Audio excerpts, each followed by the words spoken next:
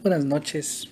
Hoy día 6 de mayo, pero en esta ocasión hablando sobre filosofía, preparando un tema fundamental en el quehacer de la filosofía, en el quehacer del pensar.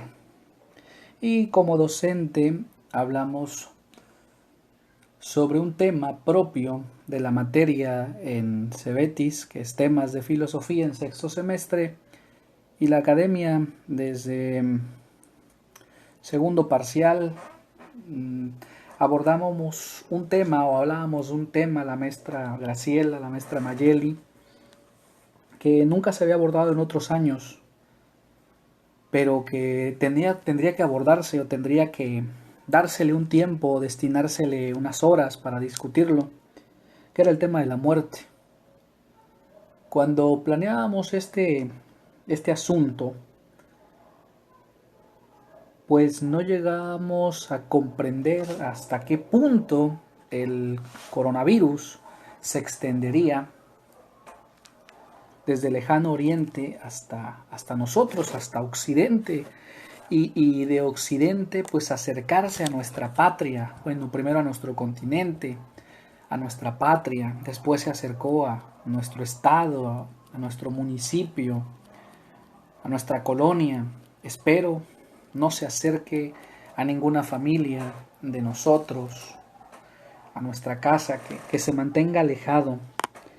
Y en este escenario el tema de la muerte pues hubo que pensarlo por otros caminos, pensarlo con otras preguntas, trabajar sobre él en esta actividad, pero ahora meterle el asunto de la pandemia, porque Darío, que lo llamaremos así Darío, en su libro ¿Para qué sirve la filosofía?, que es una especie de cuestión novelada sobre un asunto en Argentina, que regresaba a la dictadura en Argentina, pero bueno, en el capítulo 7 paréntesis, perdón, capítulo 7 y capítulo 8 a él me voy a referir, abro un paréntesis, el estilo, aunque no con la misma calidad, no con todas las figuras retóricas, contextuales que presenta el mundo de Sofía, pero Darío intenta en este siglo XXI,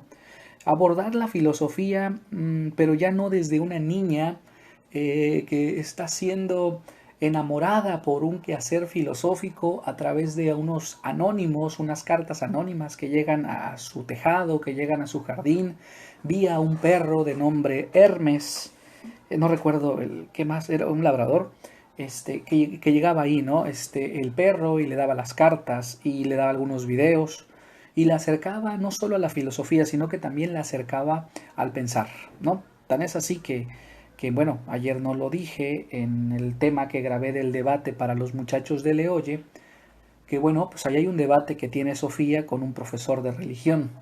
Pero bien, se los comentaré posteriormente. O también les haré llegar este audio para que ellos comprendan que en la literatura hay muchos debates y que no son precisamente violentos, sino muy, muy académicos, muy fuertes. Entonces, en ese capítulo, Darío, en el 7 y en el 8 se plantea, primeramente, se plantea un asunto fundamental, la filosofía como ejercicio para la muerte, y les voy a leer el título del correspondiente capítulo 8, La muerte, un problema filosófico. Bueno, pues en este tema que vamos a entrar de golpe, aludiendo a esto, que la muerte llega de golpe, que la muerte es una característica de los mortales, pero que bien o mal es una característica para lo cual no estamos preparados. Entonces, la muerte siendo una característica de los mortales, como por ejemplo del animal carnívoro, su característica es comer la carne, y del herbívoro comer la hierba, del mortal su característica es morir, pues resulta que a los mortales la muerte llega de sorpresa. La muerte llega a destiempo, la muerte llega por un accidente. Oye, se murió. ¿Cómo fue? Un accidente. Y vamos a pensarlo. Si los mortales, nuestra característica es la mortalidad, el morir, ¿por qué la muerte llega por accidente? Bueno, vamos a intentar abordarlo, vamos a intentar estudiarlo.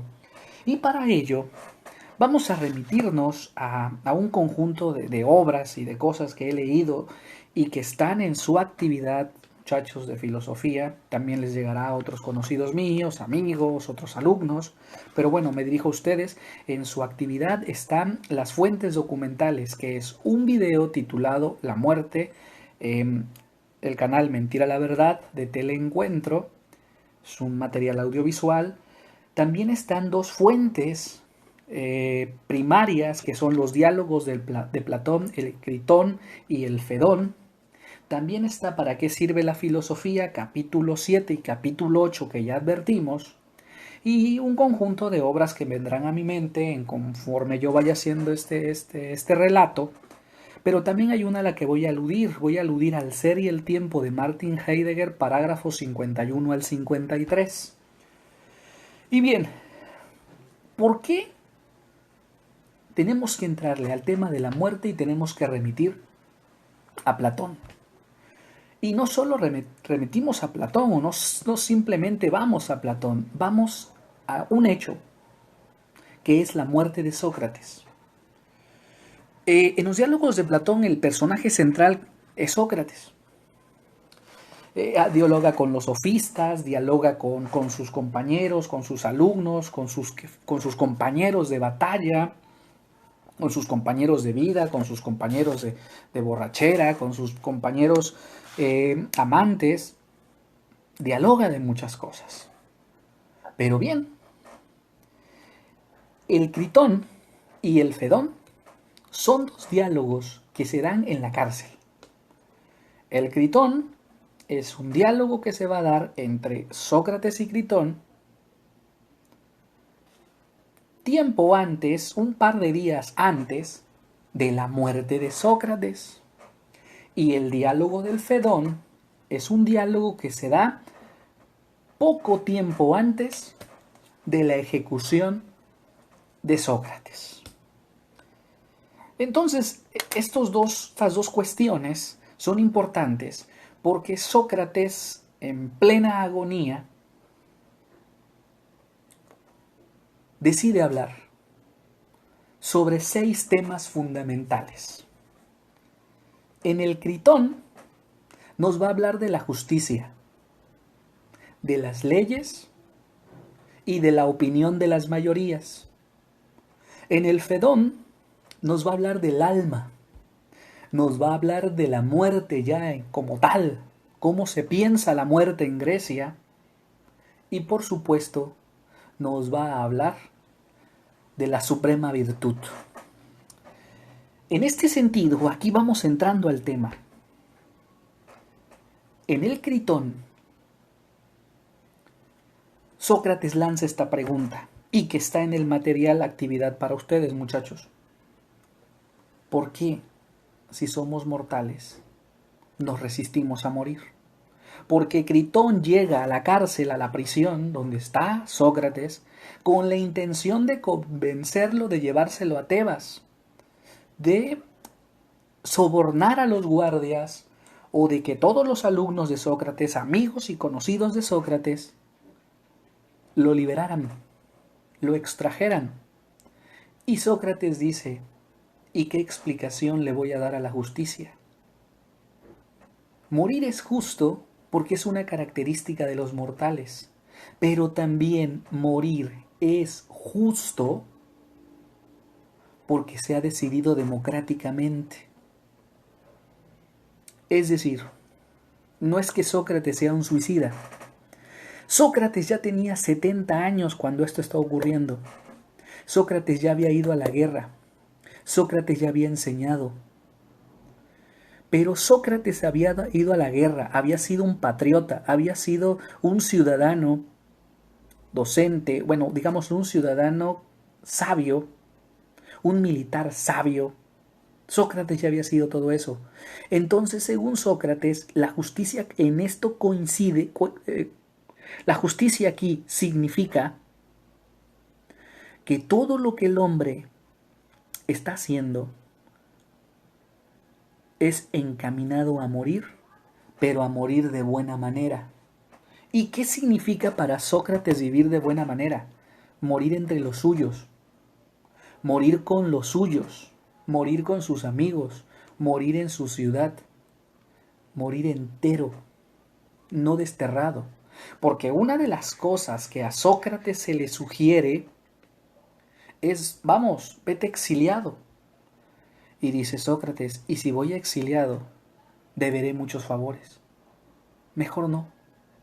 Mejor me voy a esperar a que me encuentren las leyes, que esa es la cosa muy importante. Sócrates quiere encontrarse al mundo de las ideas, que en el diálogo del Critón, ese mundo de las ideas se llaman las leyes. Por eso el diálogo también está subtitulado El Critón o del deber. Entonces, Sócrates lo que está diciendo crucialmente es que él debe morir para encontrarse con esas ideas y que serán las leyes las que realmente le hagan justicia y no los hombres. Dice Sócrates ante la cuestión que le va a presentar Critón, dice, pues toda la opinión, todas las personas darán su opinión sobre la muerte de Sócrates, pero no es importante lo que digan las personas o lo que diga Sócrates, sino lo que está escrito en las ideas o lo que está escrito, ¿sí? En la justicia. A Sócrates sí había muchos que lo querían matar, pero había otros muchos que lo querían vivo. Tan es así que le dicen, te vamos a matar o vas a ser ejecutado. Vas a ser ejecutado cuando regrese el barco de Delos. Era una manda que tenían los griegos, ¿no? Que se iba el barco y en lo que el barco regresaba no se ejecutaba a nadie en Atenas. Entonces llega Critón y dice, ha llegado el barco, vas a morir, esto me pone triste, esto me conduele. Pero le dice Sócrates, tranquilo, porque está escrito, llegará el barco y seré ejecutado al siguiente día. Así es que aún nos queda tiempo. Entonces en este diálogo, Sócrates está reconociendo que la muerte es justa. Es decir, Sócrates está diciendo que la muerte no es algo alejado al hombre, sino que es algo con lo que el hombre vive y que el hombre debe prepararse para la muerte como practicando la justicia, practicando las leyes. En una interpretación hecha por los medievales con respecto a esto, pues bueno, dirían que es el topos urano, el lugar de las ideas, donde Sócrates dice, no me impidan ir, yo tengo que regresar a ese lugar. Una cosa importante que debemos ver en este diálogo, es que tanto en tiempos de Sócrates como en el nuestro, todo mundo se quiere alejar de la muerte. Todo mundo trabaja para vivir más tiempo o para vivir mejor. Pero dice Sócrates que la sociedad o las personas comunes no se preparan para el trance final, para desprenderse del mundo. Es decir, que las personas no quieren dejar de hacer algo hasta el instante de morir. Y quieren que aún muertos, ellos puedan seguir haciendo algo. Sócrates nos habla y nos dice en este diálogo que la muerte va a llegar y debemos estar enteramente constituidos para ello, para llegar a ese fenómeno.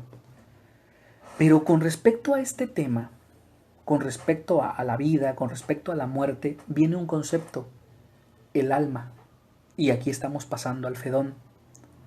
En el Fedón Sócrates, aquí voy a tomar mis notas, el Fedón es un diálogo que acontece narrado por Fedón, acontece unas horas antes de la muerte de Sócrates, pero digamos que según revisamos el diálogo, está narrado o está exhibido tiempo después, porque una vez se encuentran, no nos dice el diálogo dónde se encuentran, pero, permítanme tantito, se encuentra Equécrates. Equécrates se encuentra con Fedón y le dice, ¿cómo fue? ¿Cómo fue la muerte de nuestro amigo? ¿Quiénes estaban allí, Fedón? Cuéntamelo todo. Tenemos tiempo para escucharte. Dinos quién, cómo fue, qué dijo, quiénes estaban allí, quiénes lo visitaron, cómo se sintió, lloró, tardó mucho en morir, porque Equécrates ama a Sócrates. Entonces, se narra en el Fedón que ahí se establece un diálogo entre tres personajes, Sócrates, Cebes y Simias. Simias, Cebes, Fedón y Sócrates están en esa escena. Entran hablando de que va a morir Sócrates, que va a llegar el barco, que ya le han anunciado que está el barco por allí, que no tarde en llegar el verdugo con el respectivo veneno para ejecutarlo, pero bueno, digamos que ahí es el preámbulo, pero empiezan a discutir. Sócrates, ¿por qué vas a morir? Otra vez esa idea de quererlo liberar de la muerte. ¿Por qué es necesario? Porque ya llegó el momento de cumplir el destino. Porque ya ha llegado el momento de dar ese paso final y poder conocer lo desconocido y poder encontrarme con eso.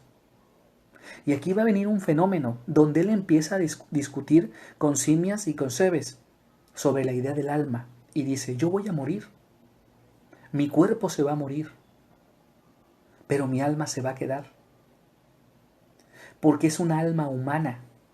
Porque la alma es inmortal, el alma humana es inmortal, dice Sócrates, o dice Fedón a través de la boca de Sócrates, o dice Platón a través de la boca de Fedón y a través de la boca de Sócrates.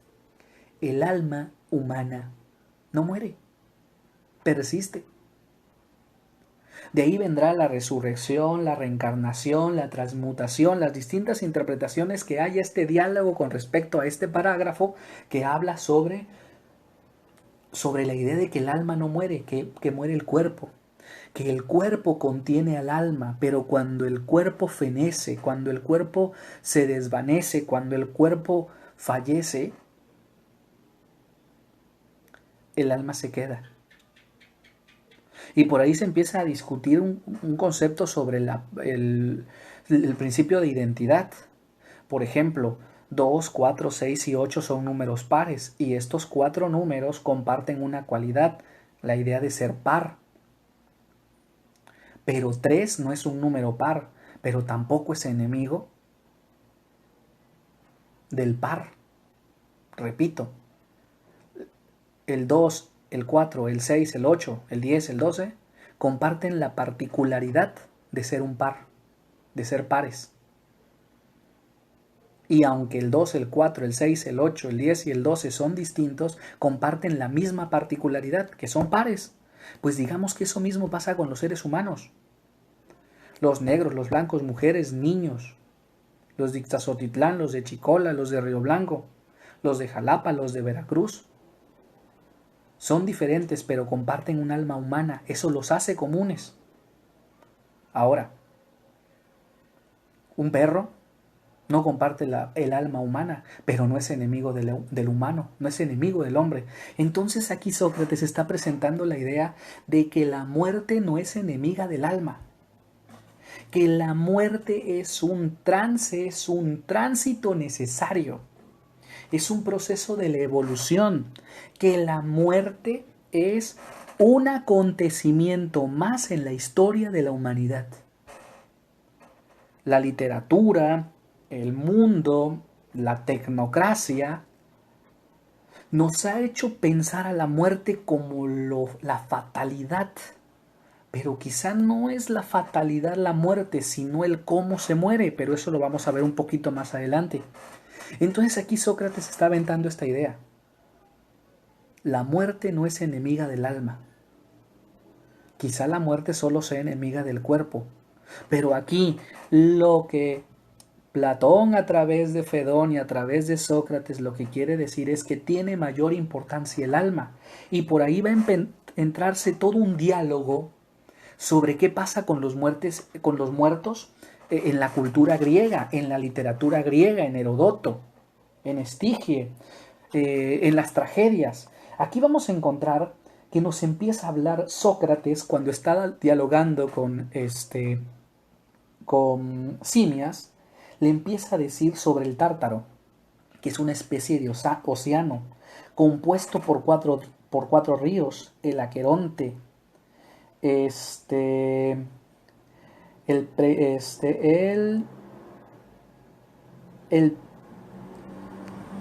perdón, Pirifragelante, la Estigie y uno que por aquí voy a encontrar ahorita. Estos ríos es donde van los cuerpos, pero ¿a dónde van? Aquí se hace una clasificación de los hombres según sus virtudes, de los hombres según los que hicieron, por ejemplo, aquellos que mataron a sus padres. Esos se irán al lugar del fuego, el pirifragelante. Otros estarán en el Aqueronte, como purificándose.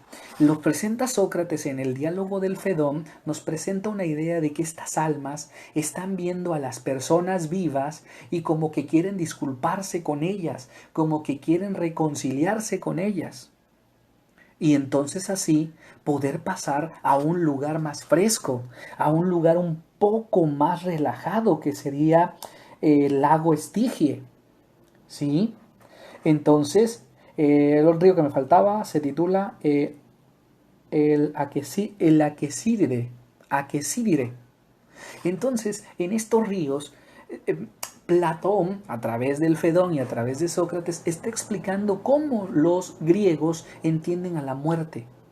A la muerte la entienden como esa clasificación que vamos a tener o que van a tener los griegos en la cultura, o sea, estamos hablando de la literatura griega, que van a tener después de morir según cómo se hayan comportado.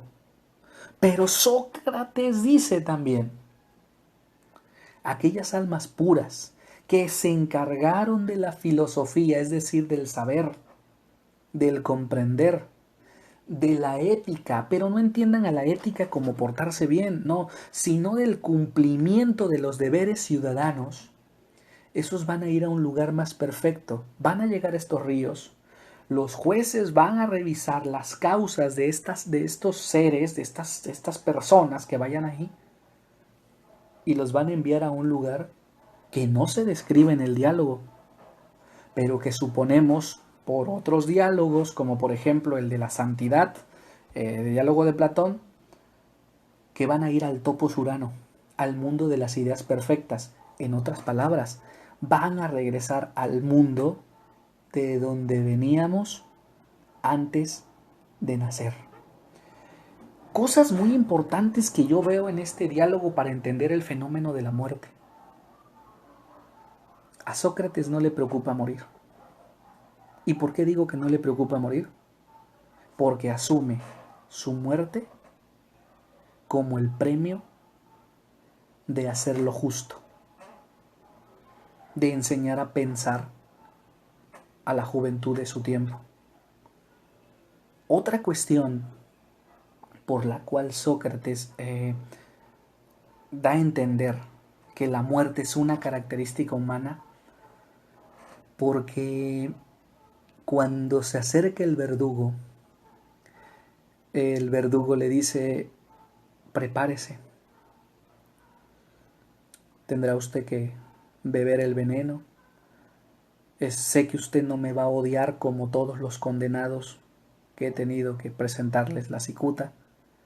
Y Sócrates lo ve bien y dice, está bien, haz lo que te toca, haz para lo que estás aquí. Y Sócrates habla bien de este sujeto, de este verdugo, y dice, es buena gente, es buena persona. Pero hay otro elemento más importante que nos quieren dejar ver estos sujetos aquí con el fenómeno de la muerte. Dice Sócrates, voy a darme un baño. porque no quiero dejar a las mujeres la tarea de lavar un cadáver. Tómenlo, o sea, está diciendo, tómenlo como naturalidad, tomen a la muerte como algo natural. Hay algo más que quiero rescatar en este diálogo para entender el fenómeno de la muerte. Fedón le dice, tranquilo Sócrates, no bebas el veneno tan rápido. Se sabe que muchos han tomado el veneno después de haber comido un gran banquete. Han dormido bien esa noche o han acostádose con cualquier mujer que han querido. Y Sócrates responde de una manera fantástica. Ellos son cualquiera, yo no. Yo no tengo que ganarle tiempo a mi destino. Ya mi destino está marcado y voy a él. Ellos valoran mucho este mundo. Yo valoro más a donde voy. Tranquilo, Fedón, no te preocupes por mí. Le preguntan, ¿y cómo quieres que te entierre? Como quieras, como gusten ustedes recordarme. Y por último, porque quiero pasar a otro tema,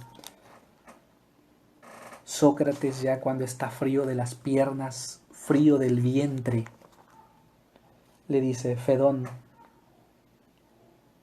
no te olvides que le debemos un gallo.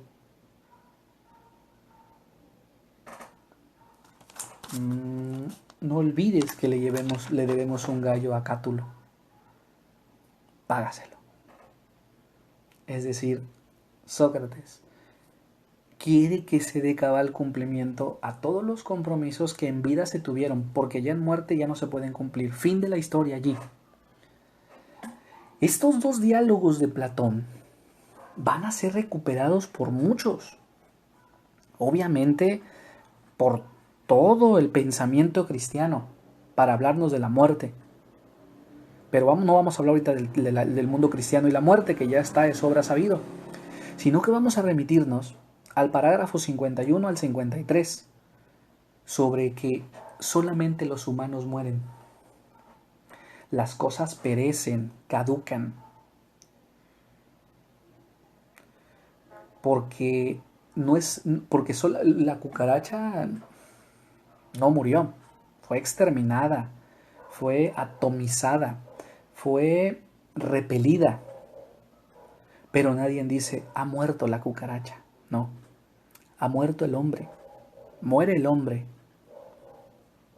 El animal no muere. El animal deja de vivir y que no es lo mismo.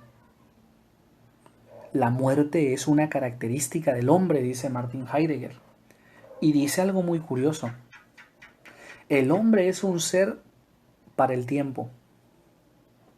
Por eso dice en el parágrafo 52, la muerte es la posibilidad que imposibilita todas las demás posibilidades.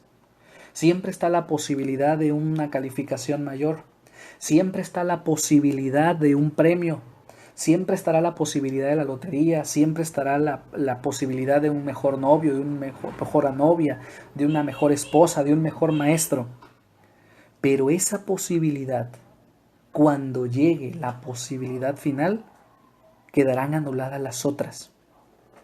Darío, cuando nos plantea la pregunta sobre, la idea sobre que la filosofía es un ejercicio para la muerte, lo que nos está diciendo es que no sabemos todos que vamos a morir, pero nadie quiere pensar en eso, porque creemos que lo que hay en el mundo es lo más valioso, porque ya no somos unos sujetos con un conjunto de ideas o con un conjunto de valores propios, sino que nuestros valores están construidos o creados o dados desde el exterior hacia nosotros. No somos sujetos que hemos construido nuestra identidad, somos seres que le han construido su identidad. Por ejemplo, aquí se habla sobre la muerte, me gustaría que ustedes leyeran el libro, la muerte de alguien. y hay una pistola, y hay un asalto al banco, y hay un policía, y hay una señora, en donde se está planteando esa idea. O sea, sabemos que vamos a morir, pero el estar frente a la pistola que nos va a matar, eso es totalmente diferente, porque no sabemos enfrentar o porque no hemos aprendido a enfrentar el momento final o el momento previo al final o el preámbulo al final. Sócrates, Heidegger, el mismo Epicuro de Samos, nos prepararon para la muerte, pero por la escasa filosofía que hemos leído o por el escaso pensar filosófico que tenemos, no comprendemos en sus dimensiones que el pensamiento nos está encaminando a morir. Por eso, en la primer actividad que hay que hacer en este manual del tercer parcial es: en 20 palabras describe o di qué quieres que se diga de ti el día que mueras. Porque eso es lo que la filosofía en última instancia, en última instancia es lo que está buscando. Que el hombre deje un legado, que el hombre deje algo importante, algo relevante, algo crucial, algo fundamental, y que no sea un mero detalle más.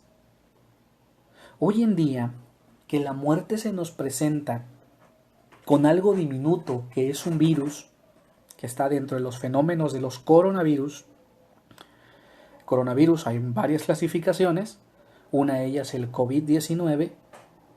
Hoy en día, la muerte nos está tomando por sorpresa y la vemos latente. No estoy diciendo que se salga descubierto o listos a buscar al virus y que nos ataque, no. Es que en este momento el hombre, el ser humano, tiene que interiorizar y sacar de sí esos valores, esas virtudes que han estado sepultados por una tendencia social que anula lo interno y que solo explota lo externo, que elimina la intimidad y todo lo hace exhibición. He dicho que la muerte es una característica del hombre, porque el hombre es mortal. Entonces, si el hombre es mortal, hay una pregunta: ¿por qué el hombre no quiere morir? ¿O por qué lo único que piensa el hombre es en morir? Bueno, pero no vamos a confundirlo con algo que Darío nos exhibe en el video y también nos exhibe en el capítulo 8. ¿Hay algo peor que morir? La indefinición. ¿Hay algo peor que morir? La incertidumbre. Es decir, el no sabernos vivos o no sabernos muertos. Esta sociedad ha creado distintas figuritas para aquello que no está ni vivo ni muerto, o que no sabemos si está vivo ni muerto. Por ejemplo, estado vegetativo. Personas que tienen muerte cerebral y que por sondas están respirando artificialmente, y el debate: ¿es vivo o muerto? Pero si ya no es cerebro, entonces si el hombre es pensante, ya no está pensando, entonces ya murió. Pero algunos biólogos dicen: no, el hombre también es respiración, entonces no está muerto. Esos son los debates que hoy en día cruzan nuestra historia. Pero hay otro más importante: la del desaparecido.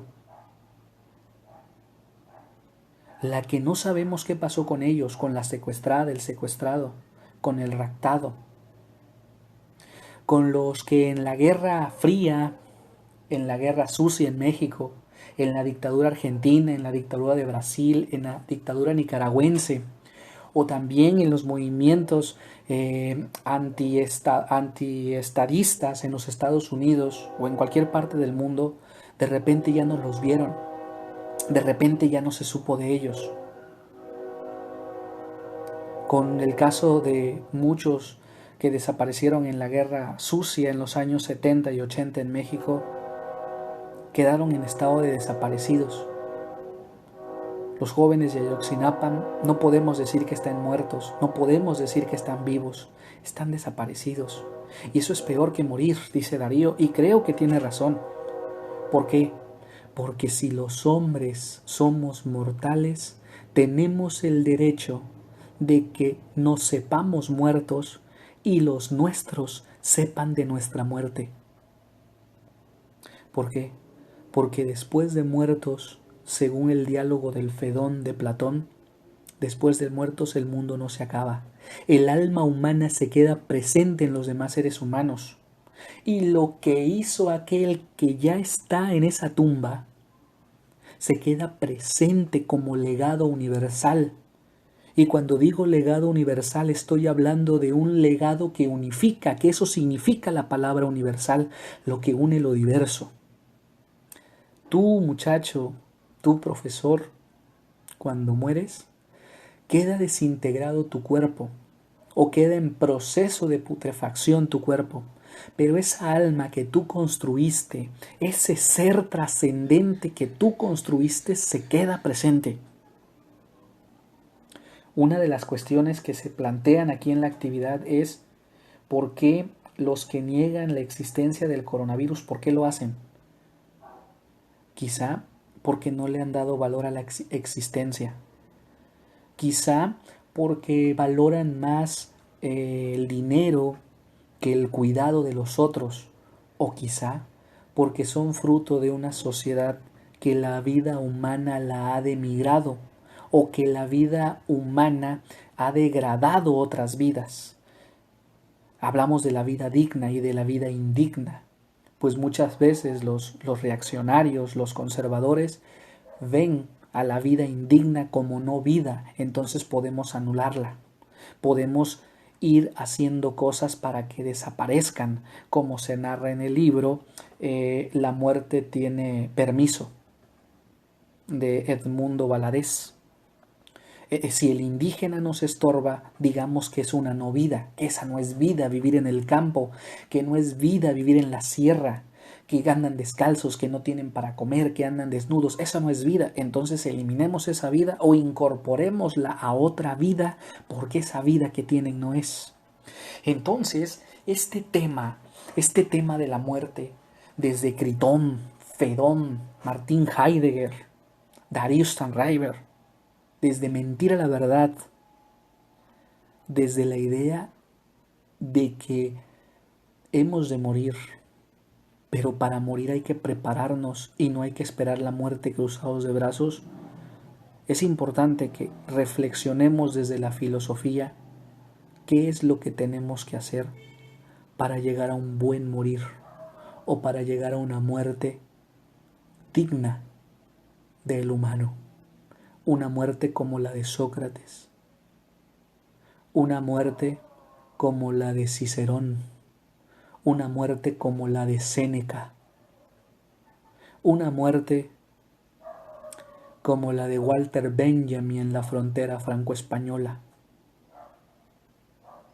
una muerte que valga la pena vivirla, entiéndase la metáfora, una muerte que valga la pena vivirla y no una muerte accidentada o no una muerte por desaparición o no una muerte por ignorancia, es decir, he muerto porque los demás me ignoran, he muerto porque los demás me niegan, no, he muerto porque me preparé para morir.